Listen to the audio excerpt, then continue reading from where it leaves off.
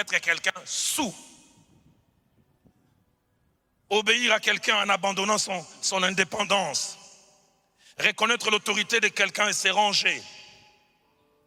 Notez ces 7 petites choses importantes en rapport avec la soumission. La première, elle n'est profitable que si elle est volontaire et acceptée.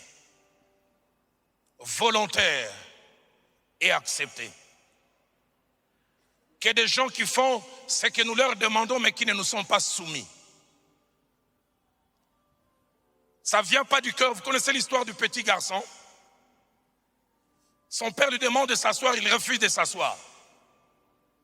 10 ans, 35 kilos. Son père, 50 ans, 90 kilos. Il dit, je te demande de t'asseoir, tu ne veux pas t'asseoir. Je vais te montrer que je suis plus fort que toi.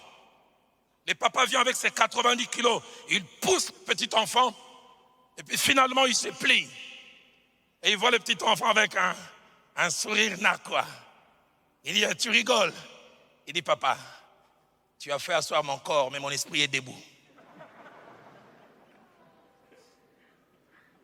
À cause de ton poids, tu m'as plié. Mais là, je ne suis pas plié. La vraie soumission, elle vient de là. Il y a des gens qui ont dit, fais ça.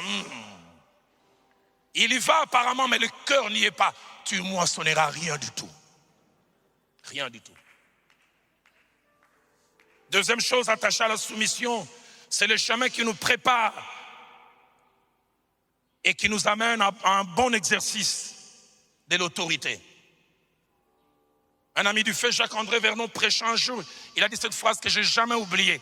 Il a dit, ne peut bien exercer l'autorité que celui qui a appris la soumission. J'aimerais le répéter, ne peut bien et mieux exercer l'autorité que celui qui a appris la soumission. Combien de fois Caïn a dit, je ne pars pas à cet endroit parce qu'il voulait être à mon service. Il s'est mis sous moi. Troisième chose attachée à la soumission, elle est coûteuse. Elle coûte à notre ego. Elle coûte à notre amour propre. Elle coûte à nos convictions. Mais quatrième chose, elle rapporte. Elle rapporte gros. Soumettez-vous. Combien de fois n'ai-je pas vu le courrier du pasteur Vernon? Invitation. Pasteur, je parle à tel endroit. Il dit, tu n'y vas pas. J'avais envie d'y aller. Mais je me soumets. Cinquième chose plutôt, attachée à la soumission, elle n'est pas facile à vivre et à pratiquer.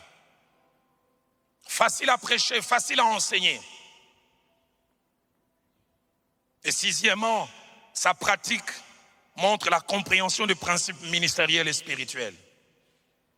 Celui qui pratique cela avec joie, de tout cœur, montre qu'il a atteint une haute dimension dans la compréhension des vérités spirituelles. Non, le plus important, ce n'est pas entrer en transe, parler en langue.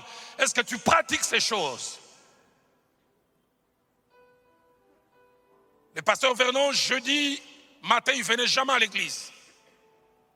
Un jeudi, je reçois un coup de fil. J'habitais à l'époque ma campagne. Mon père m'appelle, Roland, je ne me sens pas bien. Est-ce que tu peux venir me chercher? À l'époque, la Renault 4 de l'église venait me chercher. Je pars le chercher, je l'amène en ville, je regarde les 7h40. On va voir un médecin. Et vers 8h10, mon téléphone sort. Le pasteur Vernon appelle. Dalo, tu es où? Au bureau, je dis non. Je suis en ville avec mon père, il est malade.